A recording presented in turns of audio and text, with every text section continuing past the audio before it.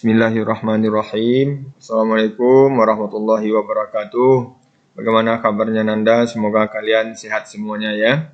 Dan semangat belajar sehingga sukses mencapai perguruan tinggi idamannya masing-masing. Pada kesempatan ini kita akan membahas gaya Lorentz antara dua kawat lurus. Gaya Lorentz antara kedua kawat itu bisa ditinjau dalam dua hal ya. Yang arusnya searah atau arusnya berlawanan arah pada kedua kawat tersebut. Kawat berarus itu akan dapat gaya Lorentz sebagaimana yang sudah dibahas pada video sebelumnya. Kalau kawat tersebut berada di dalam medan magnet ya, sehingga medan magnet yang lambangnya B, sehingga gaya Lorentz itu F sama dengan B kali I kali L sin alfa. Kita tinjau yang arusnya searah ya. Kawat 1 arah arusnya ke atas, I1 ke atas. Dan kawat 2 tentu I2-nya harus ke atas juga ya, searah kawat 1 dengan kawat 2. Jarak antara kawat 1 dengan kawat 2 ini kita beri nama A. Kemudian kawat 1 ini menghasilkan medan magnet ya, dengan arah arus sesuai dengan kaidah tangan kanan. Ibu jari ke atas ini searah dengan I1. Maka ini arah B yang dihasilkan oleh kawat 1 ya, oleh I1 ini. Di mana B itu sama dengan arah putaran B ini dia. Maka ini ke kanan berarti di sini ke dalam. Ke dalam itu panah sedang pergi, yang kelihatan bagian belakang panah yaitu tanda silang ya. B1 ke dalam. Kemudian kalau ada B1 yang besarnya mu0 I1 per 2 VA. I1 itu I pada kawat 1, B yang dihasilkan oleh kawat 1 ya. Tentu I-nya I1, A-nya jarak kawat 1 ke titik yang dicari B-nya ini, yaitu ke kawat 2, yaitu A ini ya. Kemudian ada B, ada I, tentu ada gaya Lorentz dengan arah sesuai dengan keadaan tangan kanan juga, yang tangannya dibentangkan seperti ini. Ini arah ibu jarinya searah dengan arah arus I2, arah B medan magnet B1 ini ke dalam ya. Maka arah telapak tangan kita ke kiri. Maka kawat 2 ini mendapat gaya ke kiri yang diberi nama F21 ya. Gaya yang dialami kawat 2 karena pengaruh kawat 1. Kemudian di mana F tadi BI kali L ya, B-nya B1, I-nya I2 ya, kali L, panjang kawat 2 itu. Maka B boleh diganti dengan mu0 I1 per 2 VA, kemudian disusun bentuknya supaya lebih bagus seperti ini, I1 dengan I2-nya dideretkan aja. Kemudian kawat 2 juga mempunyai medan magnet ya, menghasilkan medan magnet dengan arah B-nya sesuai dengan kaidah tangan kanan ya. Dengan ibu jari searah dengan I2, ini putaran B-nya. Dapat kita lihat arah medan putaran B-nya, bentuk medan magnetnya melingkar ini. Maka di sini arahnya B-nya ke kanan, di sini berarti ke belakang, di belakang kawat ini berarti ke kiri, berarti di sini keluar. Keluar itu tandanya titik ya, B1-nya yang di tempat kawat B2 yang di tempat kawat 1 ini ya, B2 ini ya di sini ya. Arah titik. Arahnya keluar, panah sedang menuju kita B2. Kemudian ada B2 itu besarnya mu0 I2 per 2 VA. B oleh kawat 2 tentu I-nya I2. Jaraknya A ini tentu jarak kawat 2 ke titik yang dicari B2 ini ya, atau di kawat 1. Jarak titik kawat 2 ke kawat 1 itu A ya. Ini A. Jadi A-nya sama ini sama-sama A di sini. Kemudian ada B, ada I, tentu ada gaya Lorentz. Gaya Lorentz untuk menentukan kaidah tangan kanan, tangannya dibentangkan seperti ini. Arah ibu jari searah dengan arah I, arah B, B2 ini keluar, maka telapak tangan kita menghadap ke kanan. Maka gaya Lorentz yang dialami oleh kawat 1 ini ke kanan ini ya. Ini diberi nama F12. Tentu F12 itu sama dengan B, IL juga. B-nya tentu B2, I-nya tentu I1 ya. B2 I1 kali L. B2 boleh diganti dengan ini mu0 I2 per 2 VA ini ya. Maka didapatkan persamaannya mu0 I1 I2 juga sama ya. I2 2 VA. Jadi F12 sama dengan F21. Maka kita beri nama F saja. Jadi F itu gaya yang dialami oleh kawat 1 atau kawat 2, yaitu mu0 I1 I2. Jadi yang dikalikan I1 I2 juga, jaraknya A juga, kali L ya. Panjang kawat 1 dan kawat 2 itu sama ya. Atau boleh ditulis F per L, gaya persatuan panjang yang dialami oleh kawat 1 dan kawat 2 ini artinya. I1 kali I2 per 2 VA. A itu jarak antara kedua kawat. Kemudian kita lihat kalau arusnya berlawanan arah bagaimana kondisinya. Ini I1 ke atas, tentu I2-nya ke bawah ya. jarak antara kedua kawat ini A. Kemudian sama dengan yang tadi, kawat 1 arahnya I-nya ke atas, ini berarti B-nya sama aja. Ya, sama B-nya ini, berarti ini B-nya ke B1-nya di sini ke dalam juga. Ada B, tentu ada gaya Lorentz. Cuma I-nya ini sudah ke bawah, maka telapak tangan ibu jarinya sudah menghadap ke bawah. Maka gaya Lorentz-nya ini berarti ke kanan jadinya yang dialami oleh kawat 2 ya. F21-nya ke kanan, kalau ini tadi ke kiri ini. Kemudian kawat 2 juga menghasilkan B, tapi arahnya harusnya ke bawah, maka arah putaran B-nya udah beda nih. Arah putarannya B-nya udah beda. Berarti di kawat 2 ini arah putaran B-nya masuk ke dalam ya. Ini B-nya silang juga di sini. Tadi ini titik. Maka ada B, ada I, tentu ada gaya Lorentz. Pakai kaidah tangan kanan yang dibentangkan. B-nya masuk, I-nya ke atas. Gaya telapak tangan kita menghadap ke kiri. Maka kawat 1 mendapat gaya Lorentz ke kiri. Maka F12-nya ke kiri ini, F12.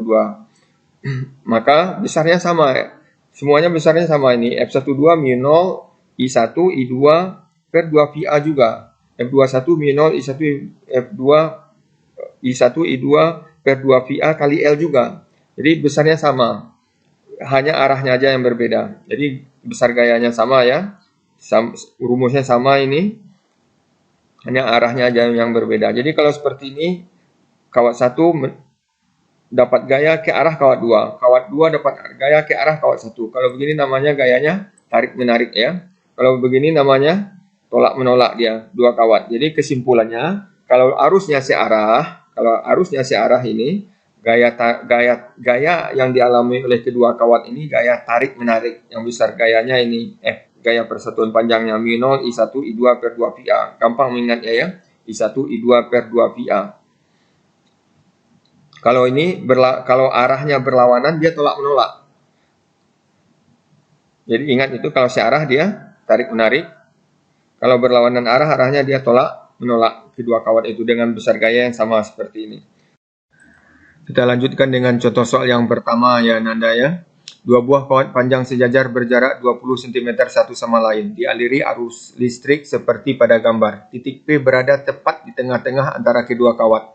Kawat ketiga dengan panjang 50 cm dialiri arus 4 ampere. Tegak lurus ke luar bidang baca diletakkan di titik P.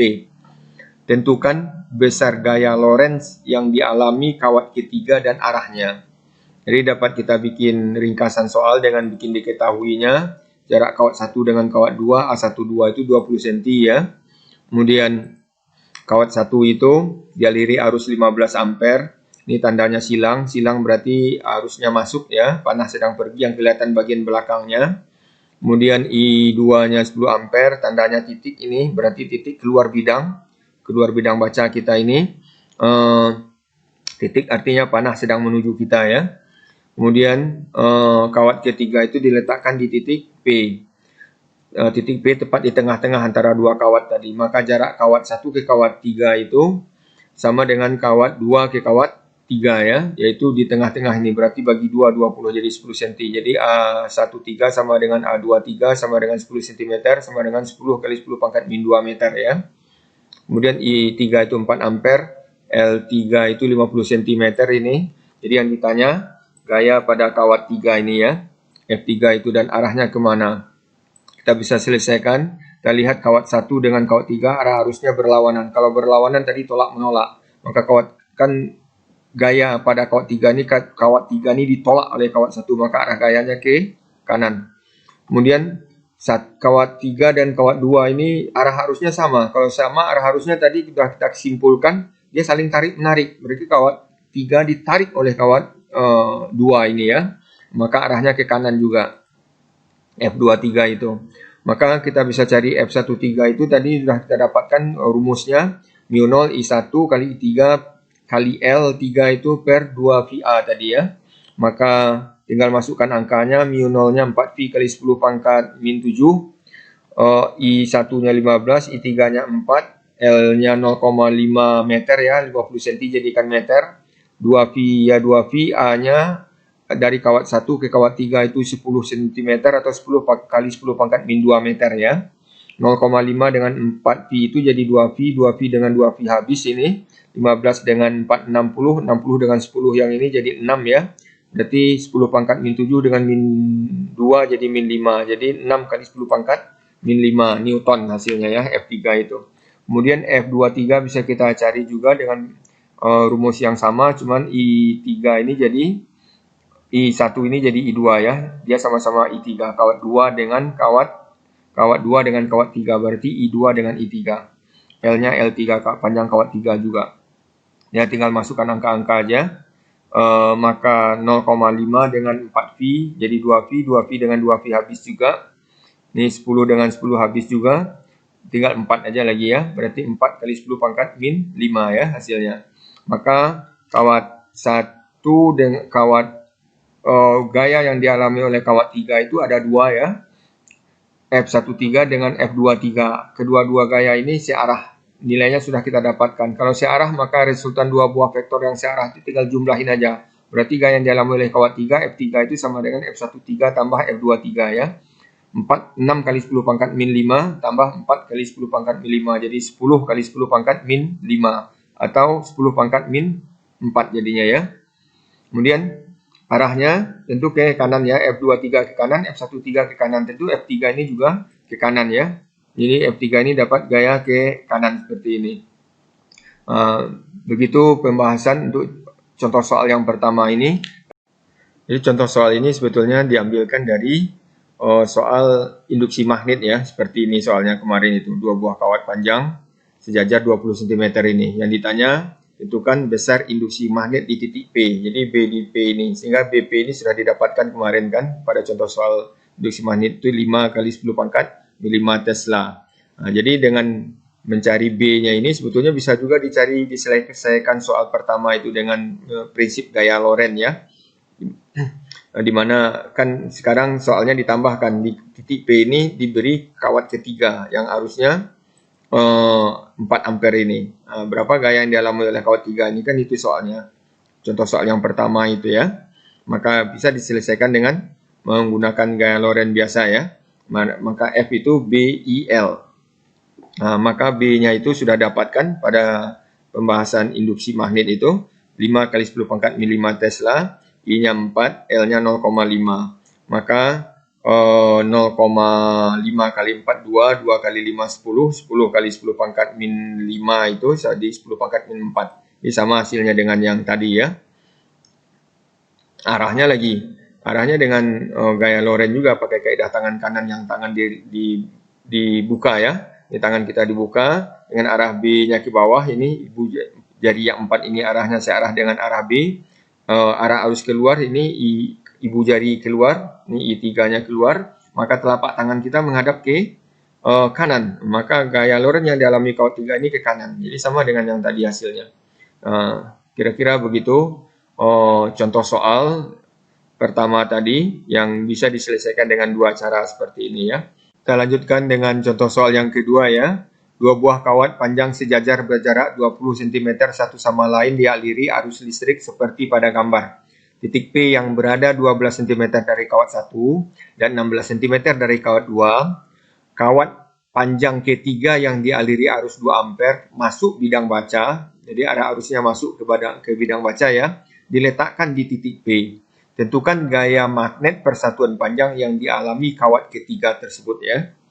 Jadi kalau kita lihat diketahuinya dari gambar ini aja kelihatan. Jadi I1 itu 9 ampere silang masuk berarti I2-nya 16 ampere titik ini berarti keluar bidang kertas ya. Jaraknya 20 cm ini. Kawat 1 dengan kawat 2 itu. Kemudian titik P itu 12 cm dari kawat 1, 16 cm dari kawat 2. Berarti ini segitiga siku-siku jadinya ya, seperti ini gambarnya. Siku-sikunya di titik P. Kemudian kawat ketiga itu 2 ampere diletakkan di titik P ini yang arah arusnya masuk bidang, masuk berarti silang ya. Tentukan gaya yang persatuan panjang jadi yang ditanya gaya pada kawat 3 ini. Jadi yang akan kita perhatikan kawat 3 ya. Jadi dapat diselesaikan soalnya antara kawat 1 dan kawat 3 ini arah arusnya searah. Maka kalau arah arusnya searah, maka kawat 3 ditarik oleh kawat 1. Maka arah gayanya ke kawat 1 ya. gaya yang dialami oleh kawat 3 itu. Jadi F31 itu arahnya ke kawat 1 seperti ini. Ini F31.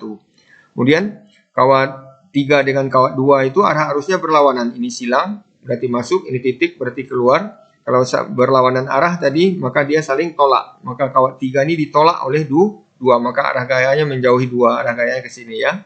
Ini F32. Tentu F32, F31 dan F32 ini karena ini sudutnya 90 derajat, 12 cm dan 16 cm 90 derajat sudutnya tadi, maka F31 dengan F32 tentu sudutnya ini 90 derajat. Maka karena tidak searah dia ini, maka meresultankannya pakai jajaran genjang, bikinkan jajaran genjangnya, maka resultannya kita dapatkan ini F3 ya. Maka kita cari terlebih dahulu F31 ya. F31 itu tentu min0 I1 I3 per 2 VA.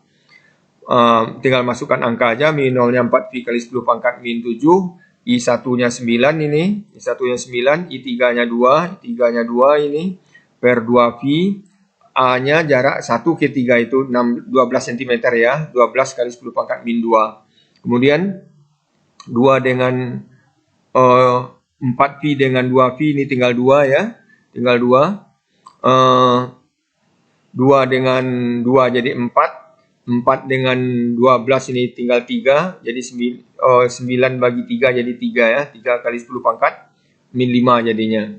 Kemudian F31 per satuan panjang ya. Per Newton per meter satuannya. Kemudian F32 bisa kita cari. Tinggal masukkan angka aja, min0, I1, I2, I3-nya, masukkan angka 4V kali 10 pangkat min 7, 16, ini I2-nya, I3-nya 2, jaraknya kawat 2 ke kawat 3 itu 16 cm atau 16 kali 10 pangkat min 2 meter ya. Tinggal coret-coret aja ini, 16 dengan 16 habis, 2 dengan 2 habis, tinggal V dengan V habis, tinggal 4 ya, 4 kali 10 pangkat min 5 ini.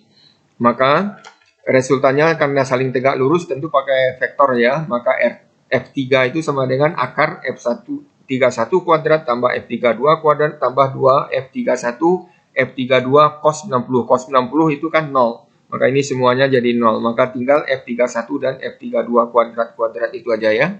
Maka tinggal masukkan angkanya. Maka 3 kali 10 pangkat min 5 dikuadratkan tambah 4 kali 10 pangkat min 5 dikuadratkan, ini sudah jadi 0 semuanya ya. Maka tentu ini sudah mahir angka-angkanya bagi kita ya. Dapat 5 kali 10 pangkat min 5 ini ya. 5 kali 10 pangkat min 5 Newton per meter satuannya. Demikian contoh soal yang kedua ini. Mudah-mudahan bisa dipahami. Dan berikutnya latihan ya. Latihan untuk induksi magnet yang keempat ini. Supaya lebih mengerti. Dan diharapkan yang sudah dapat menyelesaikan soal ini memberikan komentarnya ya, dengan memberikan kunci jawabannya untuk perbandingan bagi yang lainnya, untuk pedoman bagi yang teman-teman yang lain. Barangkali demikian pembahasan gaya antara dua buah kawat sejajar ini. Terima kasih, semoga bermanfaat. Assalamualaikum warahmatullahi wabarakatuh.